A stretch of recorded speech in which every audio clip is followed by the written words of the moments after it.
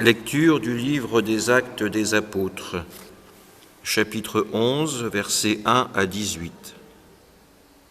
En ces jours-là, les apôtres et les frères qui étaient en Judée avaient appris que les nations, elles aussi, avaient reçu la parole de Dieu.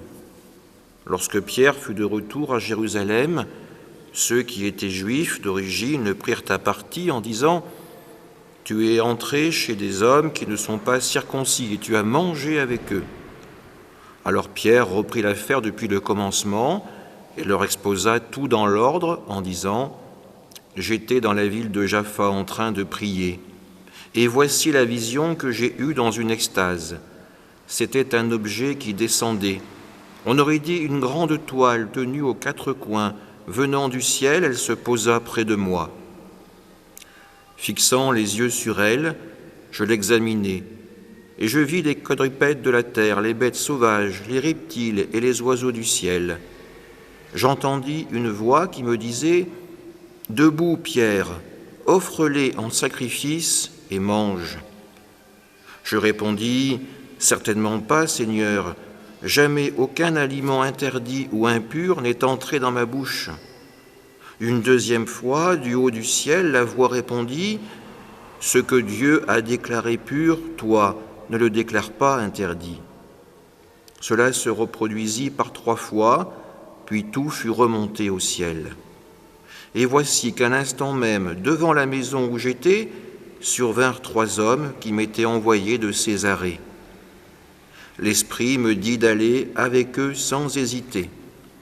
Les 6 frères qui sont ici m'ont accompagné, et nous sommes entrés chez le centurion Corneille. Il nous raconta comment il avait vu l'ange se tenir dans sa maison et dire « Envoie quelqu'un à Jaffa pour chercher Simon, surnommé Pierre.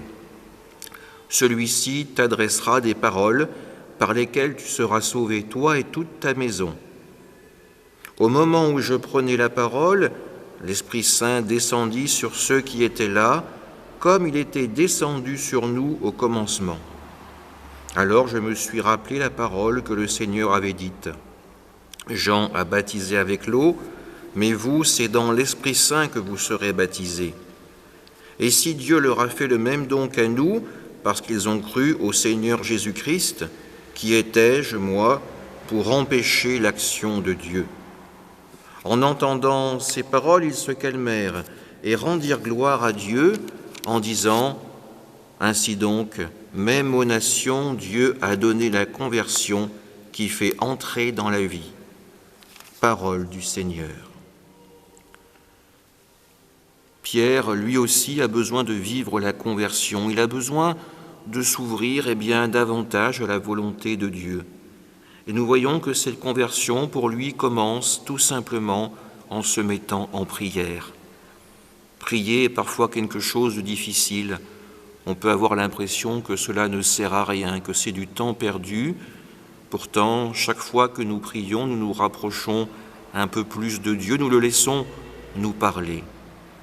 Alors, en ce temps de préparation à la Pentecôte, n'hésitons pas à prendre ce moment de prière dans notre journée pour laisser l'Esprit Saint également nous parler, nous expliquer la volonté de Dieu. Amen.